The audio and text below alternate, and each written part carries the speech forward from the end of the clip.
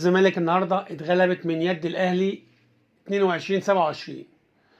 كله بيقول ايه السبب؟ اللي الحكم، ايه السبب؟ اللي التحكيم اوقف، اعمل 4 ايقافات لانديه الزمالك، كل ايقاف بدقيقتين للاعب من الفريق. انا ما بحبش الطريقه دي.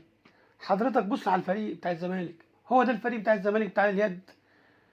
فريق اليد بتاع الزمالك كان عامل زي الاسد، بيدخل على اي فريق بياكله. لا، النهارده فريق اليد الزمالك فريق ضعيف، فريق ضعيف، محتاج تدعيم، محتاج تدعيم، محتاج تدعيم، محتاج حد يبص عليه من الإدارة. لو أحمد مرتضى منصور مش قد كرة الصالات نشيله ونجيب حد تاني.